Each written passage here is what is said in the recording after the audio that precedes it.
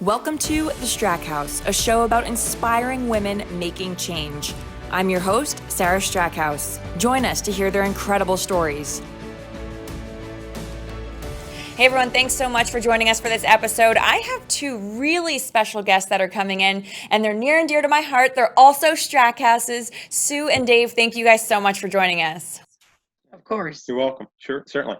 And so they have a really special story. They're actually recovered from having COVID-19. And I really want to bring in their story because we were talking before and they were saying that they're happy to talk about it if it can help someone else. And I think that's kind of the premise of this whole show. So I really appreciate you guys coming on and talking about this. So I guess to start off, I want to ask a little bit about what happened, when you first started seeing some symptoms. So we both kind of woke up one morning and we thought it was more of an allergy type of cough. So for the first day or two, we started with a little bit of a cough, and then each of us actually had totally different symptoms throughout the whole thing. Wow. Okay. So Sue, what were your symptoms like? So initially, I started with a little bit of a cough, and then it became increasingly feverish, chills, like shaking. I had some GI issues. I have asthma, so I did become short. I had shortness of breath. Um, but then it just kind of became status quo. It didn't get worse. I did convalesce at home.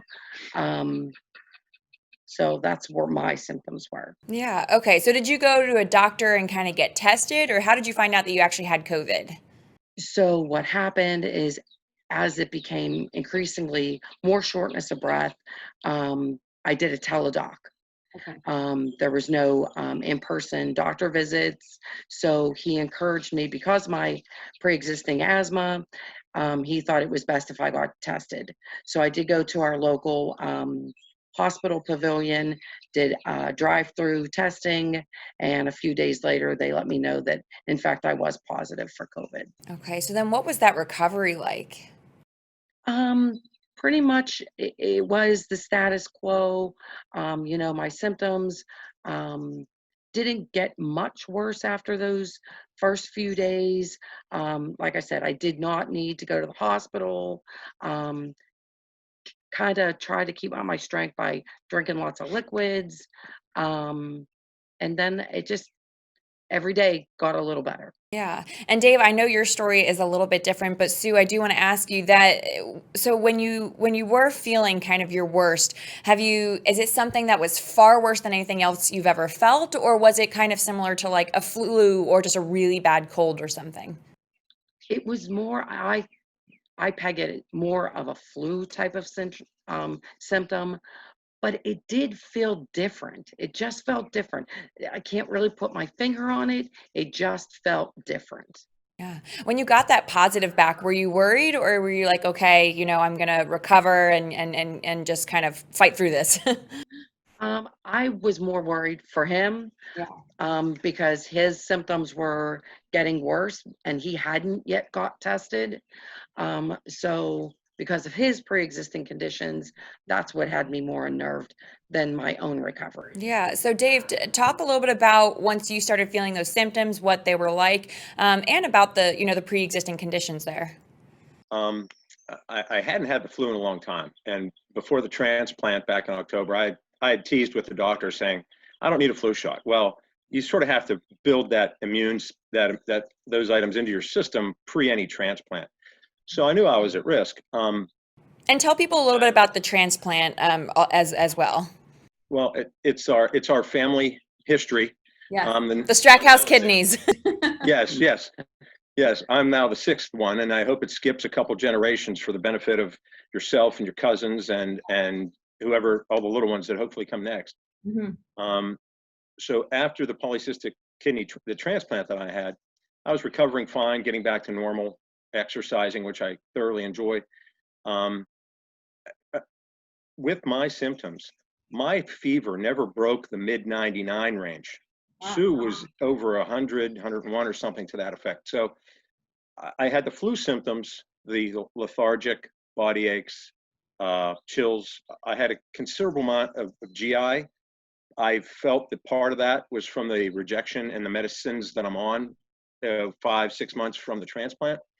Um, it lasted though about 8 days, 9 days. I never had your typical flu that long of a period. And then my company was already working remotely, and it was even pre-COVID.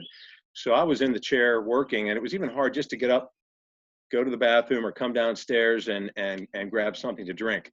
So, and then it was, I believe, my family, my kids had said, "Hey, Mom, Dad's on the phone," and we really hear him not breathing properly.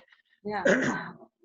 So then they got me to go. I went and got tested, and within a very short period of time, they diagnosed me right away, and I went into the hospital on the 7th of April, and I was out the 11th, pretty much in the hospital same amount of time as I was for the kidney transplant. So that was kind of unique. Yeah. So what was it like when you were going into the hospital? I mean, were you worried? I know, Sue, you were saying that you were kind of worried just with his pre-existing conditions and just kind of with everything going on. Dave, were you scared? No, and the only reason is I knew the kidney issue was 20 years in front of me from a long time ago. I tried to stay as healthy as I could, had fun along the way, of course. Sure, as Strackhouses do. No, absolutely. Absolutely. So I prepared heavily for the kidney, and recovery started right when I got home, from the transplant. So I had already jogged a 5K in middle of February this past year. And so I was back getting closer to normal to my routine.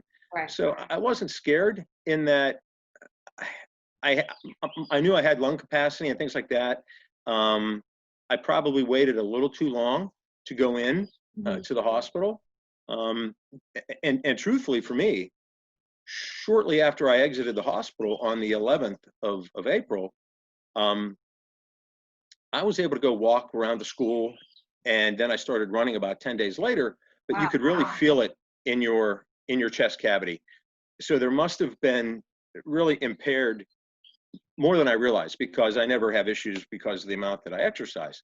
I would feel really bad for someone if they were a smoker. So, Yeah. I mean, it had a tremendous impact internally. And the doctor even explained it could take 30 days to 60 days for that to really clear out of your chest and your system. Right. So, well, and that was back in the beginning of April, you said, for both of you guys. And now, we're in July. How are you feeling now? Feel great. Yeah, I'm close to 100. I'm Yeah. 100%, doing whatever I need to do. Yeah. Feeling pretty blessed, to be honest. That's incredible. That's incredible. I mean, what advice do you have for someone else who might be in those beginning stages? They're worried. Maybe they're not as accustomed to being as much of a fighter as as you are, David, or Sue. Might not. Their symptoms might be really extreme, or like you said, they might be a smoker. What if they're worried? I mean, what would you say to them? Don't wait. We really did wait too long with Dave. I was scared for him because I've never seen him that sick. Even given the transplant recovery, he was never that sick. You really need to get tested, and don't wait. I kept getting repeat tested because I actually wanted to donate plasma, because they're saying that truly is the only way, or the only thing right now that they know of, that is truly benefiting the really, really sick. I think for me, the added benefit for me, and part of the reason why I waited, and I'll get to the answer of your question, is when I was on the dialysis at home prior to the kidney, we were already practicing very sanitary measures. I mean, the nurse came to the house and said, "Okay, you can use this room, this spare bedroom as your dialysis, for at home." It was very simplistic, very easy, but the cleanliness factor was already there. We were being extra cautious, so that was ingrained into my brain. And then I just thought the way that I tackled the transplant before, I just focused on whatever I needed to do to be healthy. So to tell somebody else, I would suggest, if you're active, maintain as much activity as you can, because people that are active, their system really responds rather quickly, it sends their brain signals, yeah, something's off. Right. And for others, they have to be very cautious. And wearing a mask, washing your hands when you come into the house from the grocery store, that makes all the sense in the world. But we were a little bit fortunate. We had started a little bit more of that new cleanliness approach before this all occurred. But meantime, we got it ourselves. So Sure. So there's still that. Yeah. But I mean, I think that's so true. It's just kind of that logical standpoint of the cleanliness that everyone's now practicing, the masks, if you can, reduce the possibility of transmitting, then, why not take those practices? So I think that's all great advice from both of you guys. And I know that you said that Julia had gotten it, but didn't have any symptoms, right? her symptoms were very mild. Again, she kind of woke up with that allergy type of congestion. She actually lost her taste and smell for about 4 days, but that were the only symptoms she had. She also runs, and she recovered. If we didn't know about COVID, you would never have thought that she had COVID. Right. So she would just think it would be a serious case of allergies. Pretty much. Yeah. Well, and Julia, I should have said, is their daughter. You're sorry, Dave, I cut you off. No, that's fine. I actually never lost my sense of smell or taste. Wow. As weary as I was, I kind of lost the appetite. I lost about 12 pounds throughout that process. Yeah, over that 2-week period or 3-week period. Yeah.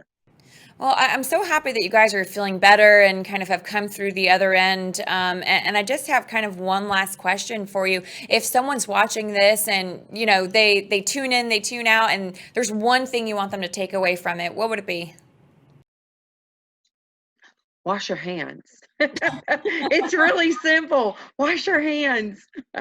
I'll take it one other step. And, from reading all this, I would say, take your cell phone cover off once in the evening. You can still put your phone by your bedside and charge it. Take that cover off and just wash it with some hand soap and just let it dry overnight. Because the thing that I read, which astounded me, but I should have realized, that's probably one of the most the biggest item that collects the germs and carries them. So if you take that cell phone cover off, wash it at night, throw it back on in the morning before you go to work or whatever you're doing that day. That's so true. No, just thinking about that, I mean, I set my phone on the floor. I set my phone like everywhere. It's constantly falling. I never wash my phone. Wow, that is such good advice. I was about to say, I'm about to go to the bathroom right after this interview and wash that thing down a little bit.